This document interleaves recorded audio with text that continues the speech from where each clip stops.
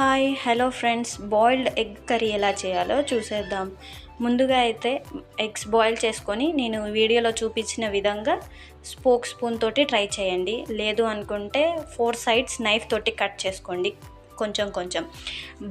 తర్వాత ఈ 4 ఎగ్ని నేనైతే 4 ఎగ్ తీసుకున్నా, మీ ఇష్టం వచ్చినంత ఎగ్స్ తీసుకోండి. నేనైతే 4 ఎగ్స్ తీసుకొని కొద్దిగా పసుపు, సాల్ట్ అండ్ కారం వేసుకొని బాగా కలిపేసుకొని వాటిని అయితే ఫ్రై చేసుకోవాలి. బాగా 4 సైడ్స్ ఫ్రై చేసుకోవాలండి. నేను వీడియోలో చూపించిన విధంగా ఫ్రై చేసుకొని పక్కన పెట్టేసుకోండి. తర్వాత కడాయిలో కొద్దిగా ఆయిల్ యాడ్ చేసుకొని ఆనియన్స్ వేసుకోండి. 1/2 స్పూన్ పసుపు, 1 స్పూన్ సాల్ట్ వేసుకొని బాగా కలిపేసుకొని మూత పెట్టేసుకోండి. ఈలోపు టొమాటో కట్ చేసుకుందాం. ఆనియన్స్ ఫ్రై అయ్యాక టొమాటో అండ్ ఎగ్ వేసుకోవాలి. ఎగ్ కూడా అప్పుడే వేసుకోవాలి. ధనియాల పౌడర్, గరం మసాలా వేసుకొని ఒకసారి కలిపేసుకొని మూత పెట్టేసుకోవాలి.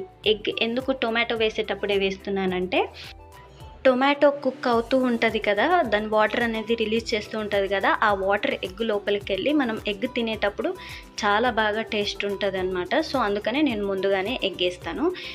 తర్వాత మీ టేస్ట్కి తగ్గ కారం వేసుకొని ఒకసారి కలిపేసుకొని మూత పెట్టేసుకోండి.